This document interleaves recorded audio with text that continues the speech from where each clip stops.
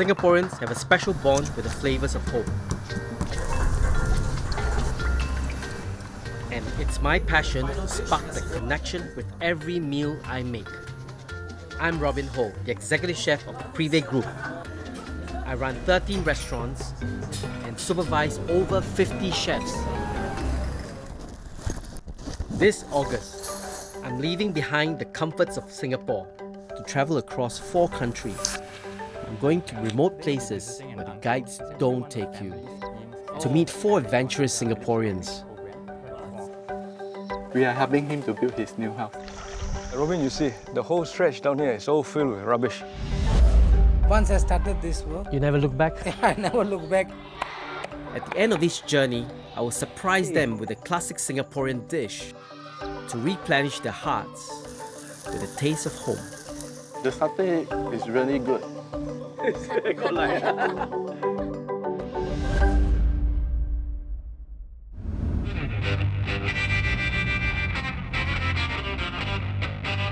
This week, I'm bringing the flavours of home to Vietnam.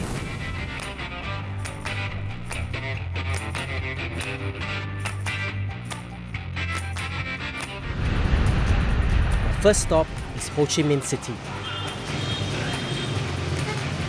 the heart of one of Asia's fastest growing economies. I've never been to Vietnam before. This is my first visit. I've always seen beautiful pictures of Vietnam in the form of islands, beautiful landscapes. But when I stepped into Vietnam, it was chaotic. Ho Chi Minh City is Vietnam's biggest city and one of its most congested, with more than 7 million motorbikes and counting.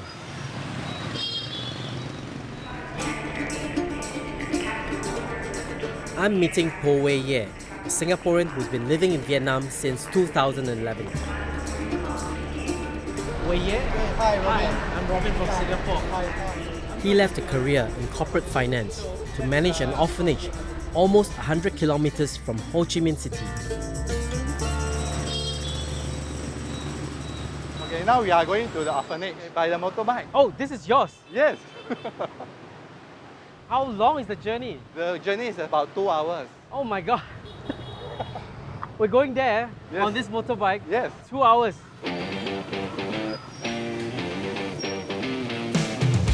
Wow. The traffic looks really busy today, so I hope that I get there in one piece. We're headed off the tourist trail to Pho Tan district in the southern Vong Tau province.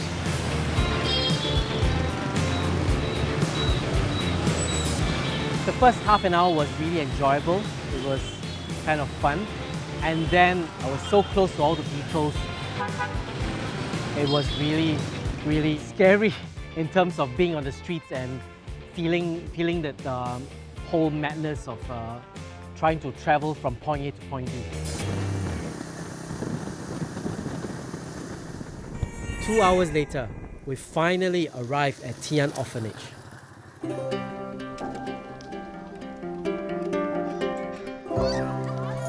It's home to 23 children and a nun who looks after them.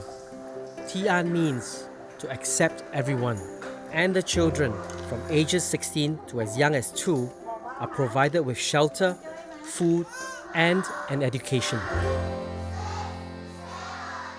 So where did the children come from? Are they orphans? Actually, only 20% of the children here are orphans.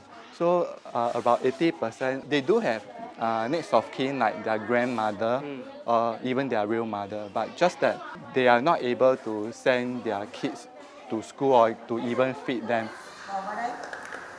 So if this orphanage is not around, what will happen to these kids? I guess they will still be on the street, and I guess it will be very dangerous for them to be over there. Although it is one of Asia's fastest growing economies, in Vietnam, 1.4 million households still live below the poverty line. Unable to support their children, some families choose to give them up or abandon them. These kids, inside them, they are hurt now. They know that they are being abandoned. I just try to give them hope, to let them know that now if you are here with us, there's hope for tomorrow, and they are in a very safe place.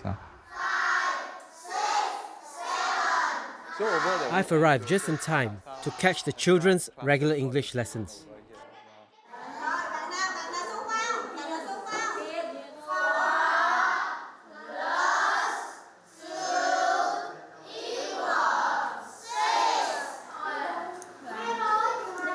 "17-year-old Na is the oldest here.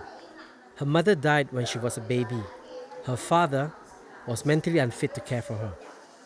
Her uncle adopted her, only to give her up to the orphanage when she turned 9. Hai bác già rồi nên là cuộc sống vật chất cũng không có được đầy đủ giống như ở trong đây. Với lại là vì già rồi nên là hai bác không có hiểu được tâm lý của em. At the orphanage, Na receives an education, and she has done well enough to qualify for university. She hopes to become a human resources manager when she grows up. So how different is life here compared to before? Ở đây thì em cảm thấy là em có rất nhiều cơ hội hơn khi ở với bác.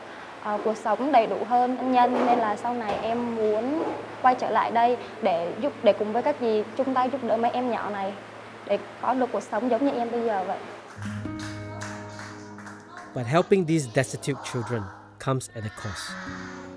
Every month, the orphanage incurs an operating cost of 3,000 Singapore dollars. It's a sum that Wei Ye barely manages to raise from a handful of friends. So, he often has to dip into the inheritance left by his late mother. I'm using my mom's money to do all this work. So I know that at the end of the day, the money will use up. The financial constraints did not stop Wei Ye from taking in 5 more children last year. It's not easy to say no to someone that you know that they really need help. But when the government official came to inspect the orphanage recently, he raised concerns about the living conditions. The government actually came to our orphanage, and they say that our facility is not good enough to house so many children. If we were not to do anything, they will want to close down the orphanage. Wei Ye has already invested $250,000 into the orphanage. Now, he has to come up with another $270,000 to build a larger space for the children. Money he will have to borrow. I feel that Wei Ye has sacrificed a lot to be here in Vietnam, almost exhausting what he has, and a lot of effort as well. If the orphanage closed down, it would be really tragic.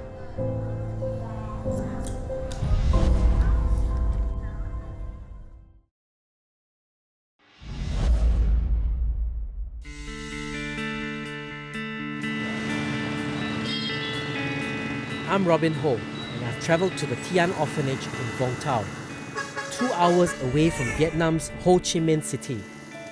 8 years ago, Singaporean Poh Wei Ye relocated here, funding the orphanage that is home to 23 children aged between 2 and 16. Whenever there's an opportunity, Wei Ye brings the children for an outing. Today is to the nearby Long Hai Beach, a favourite weekend spot among locals. And I am tagging along. I see you're facing a lot of challenges. So what keeps you going? You know, actually, before my mom had passed on, we are really, really close. My mom is like my everything. So after she passed away, I was really, really sad. I was completely lost. I do not know what to do. So I decided to just take a break and went for a backpacking trip. So while I backpacking around, there's a lady that invited me into her house. I told her that I'm lost. I want to end my life because I lost my loved one. She said that I should continue my life because she herself, she has son. And she doesn't hope that her son will be like that if she's not around. And that's something that really motivate me to say that I should live my life. So is your mom a big reason why you're doing this? Of course, she's a very giving person. And she always helps those who are in need. I want to continue her legacy, to continue to do what she always do lah. I feel that Wei Ye's work at the orphanage is very important because he keeps kids off the streets by providing them with an education, and this provides opportunity for the kids to be self-dependent and also have the power to dream and be able to be someone. So what do you miss most about Singapore? Actually, I miss satay. Why satay? My mother and I, we used to eat satay every time when we are out. So this was like our favorite food. I feel that Wei Ye's mum has been a great influence in his life. I can feel that he's really into this and into giving and continuing his mother's legacy.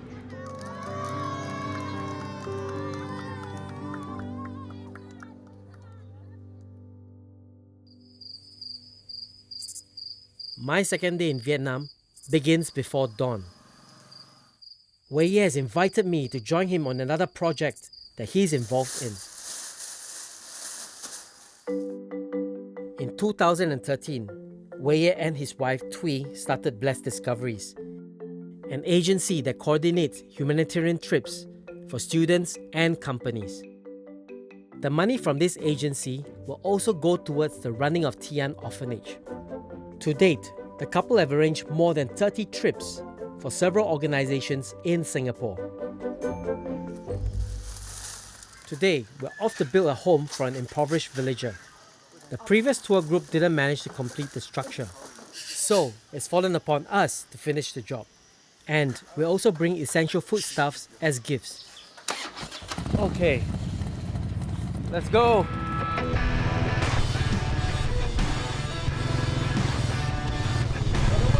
Our destination is a village in Deng Guang district, more than a 3 hours drive away.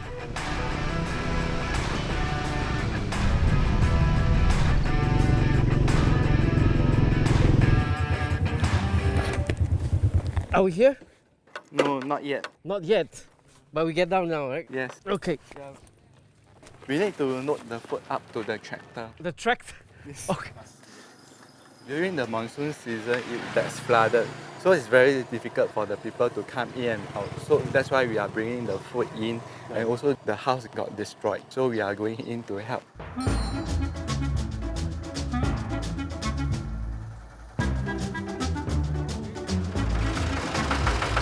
The first part of the journey, it was smooth. And I didn't see the reason why we needed a tractor. I was like, oh, it's easy. Why do we ever need a tractor? Then it got, whoa. It was quite a roller coaster ride. We were going into ponds, I call it, and deep inside the wheel got stuck. It was crazy.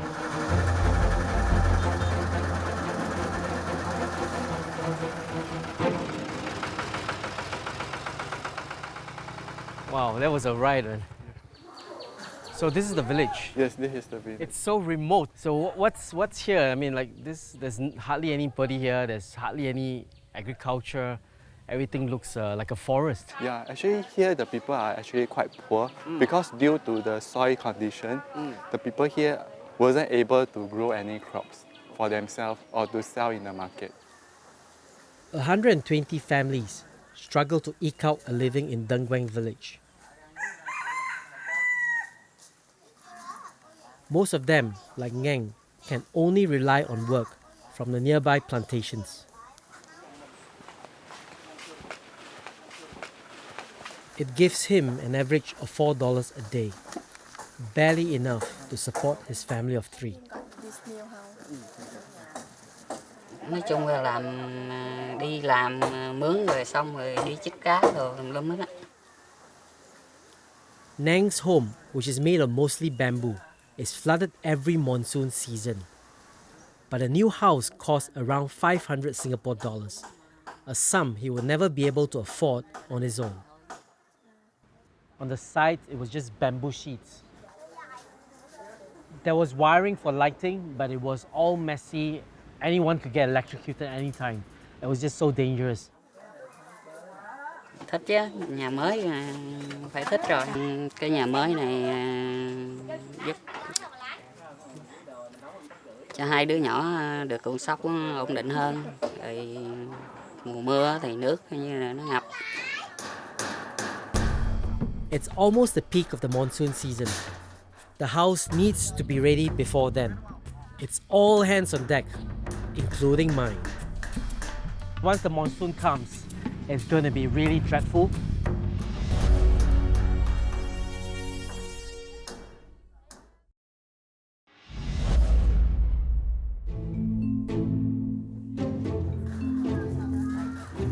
I've come to Vietnam to meet Poh Wei Ye, a Singaporean who runs several projects to help disadvantaged and needy villages.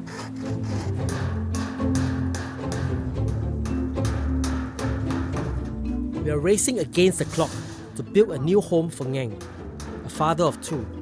The house needs to be ready in time before the monsoon rains hit.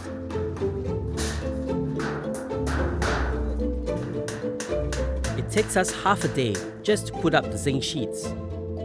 They'll prevent rain from coming in through the sides and keep the family dry.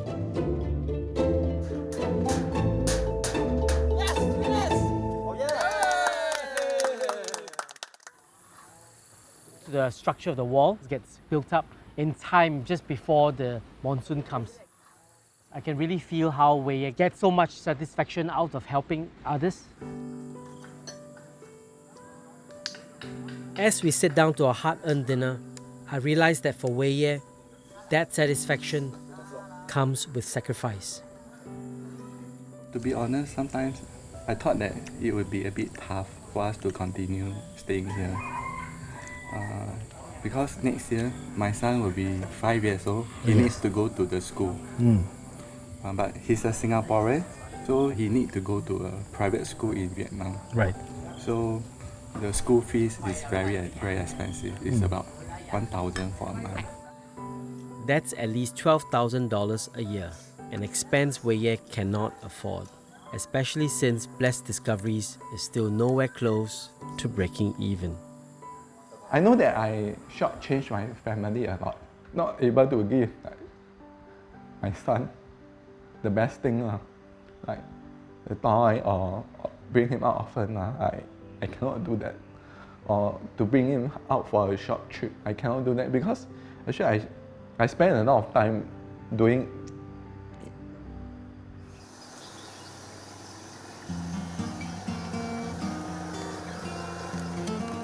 It's my last day in Vietnam with Wei Ye and his family. And we're starting with a bowl of traditional Vietnamese pho or beef noodle soup, one of the family favorites. Wow, this is delicious. Stock is really intense. Oh, good. So Joel, how do you count in Vietnamese? Một, Hai, ba, ba, bốn, bốn, năm, năm, sáu, sáu, bảy, bảy, tám, tám, chín, chín, mười. 10. Yay! I could feel that he's very rooted here. I can see also that he wants his family to continue to live here, to actually allow his son to be able to lead a more comfortable life instead of a pressured, fast-paced sort of life as compared to in Singapore. In a last-ditch attempt to keep from uprooting his family from Vietnam, Wei Ye has invested what's left of his savings into his latest project, a man-made birdhouse that's designed to attract swiftlets to produce one of Asia's well-known delicacies, bird's nests. Oh, this is a birdhouse that we have built very recently. Oh, birdhouse. Yeah, we wanted to do things that is more sustainable, that can generate some income for us. 1 kg of bird's nest can be sold for as much as $3,000. But it would take 3 years before any nest can be harvested from this birdhouse. So after witnessing Wei Ye's work over the last few days, now it's my turn to share with him and in my capacity what I can do for him, which is to cook him satay. So what do you miss most about Singapore? Actually, I miss satay. I want to surprise Wei Ye with his favorite dish, satay. And I've asked Thuy to help make sure I get what I need at the nearby market.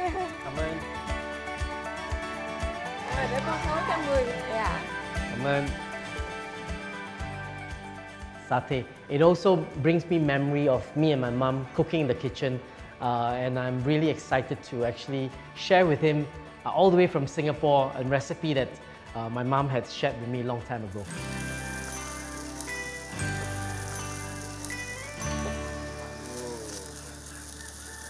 Hello. Hello. Oh, Robin, what is this? What's this? You don't recognize this? Wow, it's satay. Yes, it's your favorite dish, right? Yes. Wow. Wow. Satay reminded him of his mother, the relationship, that effort to continue to give and the legacy of his mum. So I hope that really continues to encourage him to go on. So is this a good surprise? It's a very good surprise. I have been thinking of satay for quite a long time, but I didn't have the chance to eat over here. If your mum was still around, do you think she'll be proud of what you're doing? She's a person that always giving. Every time I see people who are in need, she will try to help whoever that is around her. So I hope that I will make her proud. You like it? I miss it. Wow, very good. I don't think I'm a very important person. I'm just someone that try to help people in a small way. Moving forward, I hope that I can do more things for the people, for the community that are in need. Alright, take care and keep doing what you're doing.